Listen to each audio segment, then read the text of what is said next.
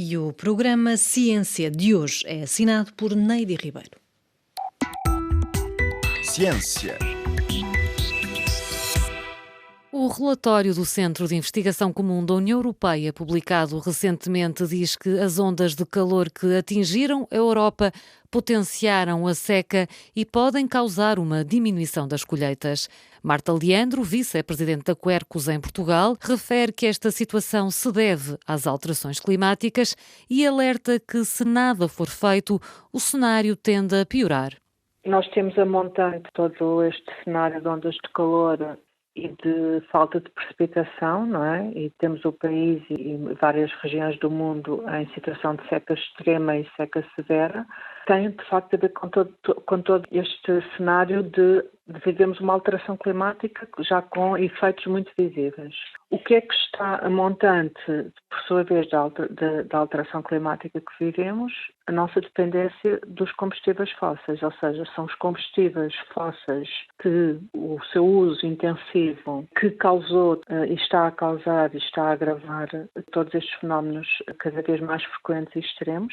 Ou seja, nós temos de fazer aqui um claro esforço de aposta nas energias renováveis para que o nosso recurso ao carvão, ao gás fóssil e ao petróleo seja dissociado no futuro, não é? Possível já no presente. É óbvio que não podemos fazer uma transição brusca, temos que nos adaptar, mas de facto é muito importante que as pessoas percebam que continuarmos a utilizar de forma massiva fontes de energia fóssil vai aumentar todos estes fenómenos que já vivemos. Falou aqui da falta de precipitação, o que fez com que se reduzisse de forma significativa a quantidade de água no solo. Isto terá também um impacto na diminuição das colheitas? Se nada fizermos, nós poderemos ter cenários de fome em geografias inusitadas, digamos assim.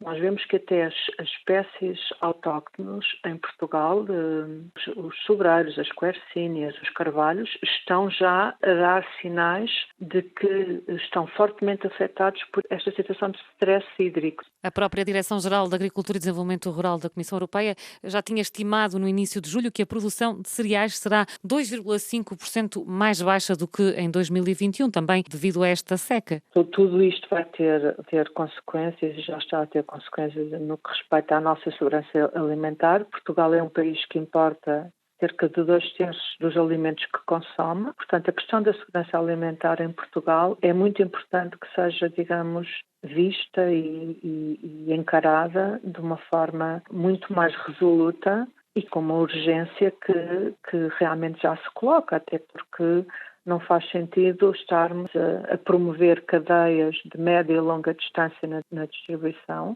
que tem também um impacto em termos do aumento da temperatura global, não é? Porque se vamos buscar alimentos sistematicamente por via da importação, não é? Não estamos realmente a promover essas cadeias de curta distância e estamos, no fundo, também a provocar mais gases com efeito de estufa. Uma dessas medidas também passa, por exemplo, por racionar o uso da água? Precisamos, de facto, de reduzir os nossos consumos, mas, sobretudo, o principal consumo de água tem a ver com a agricultura e com as enormes perdas de água que existe, por exemplo, nas explorações de regadio, sobretudo nas mais antigas. Nós temos que, em vez se calhar de fazer tanto regadio, e recordo que está prevista a construção de uma nova barragem, a barragem do Pisão, que vai introduzir, para além de uma brutal destruição da paisagem e do habitat que temos no Alentejo Norte, vai replicar, no fundo, um sistema de agricultura intensiva e superintensiva, que é altamente agressiva para o solo, que causa desflorestação e que também é bastante consumidora dos recursos hídricos.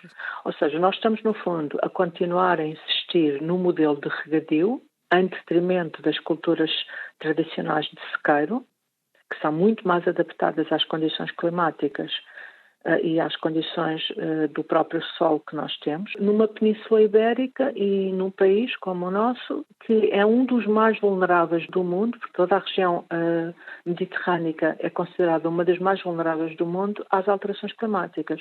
Portanto, nós temos, de facto, de adotar medidas para que haja uma agricultura mais amiga do ambiente, mais amiga do solo, mais amiga que contamine menos os aquíferos, ou seja, estamos a falar das grandes massas de água subterrâneas, que estão também com fortes perdas, porque não há, de facto, chuva suficiente que permita a sua recarga natural. Por Depois, outro mesmo lado, quando há situações de chuvas nesta altura do ano, já não chegam a tempo para fazer essa recarga dos solos. o próprio solo, sobretudo a sul do Tejo, está desertificado. O que é que significa a desertificação do solo? É um processo químico e físico em que o solo vai perdendo nutrientes e, portanto, vai perdendo a sua capacidade produtiva, digamos, e vai perdendo também, em grande parte, a sua capacidade de reter águas. Há uma maior perda das próprias águas pluviais quando chove, porque o próprio solo não está a absorver, porque não está preparado. E esta agricultura altamente dilapidadora de recursos naturais e da biodiversidade é também altamente agressiva para o solo e para a nossa capacidade de reter água a médio e longo prazo, não é? E até no curto prazo. Esta falta de água, em Portugal, por exemplo, a energia hidroelétrica armazenada nos reservatórios de água está também a cerca de metade, o que obriga à tal imposição de restrições de consumo e suspensão da produção de eletricidade. Nós temos até neste momento responsáveis da Agência Portuguesa de Ambiente, que são os próprios a reconhecer que estarmos a construir novas barragens quando não há água e estar a investir enormes recursos financeiros do Estado português e da própria União Europeia neste tipo de grandes barragens que não fazem nenhum sentido. O que faz sentido é ter pequenos reservatórios de pequena e média dimensão, em particular nos sítios onde há maior pluviosidade ao longo do ano.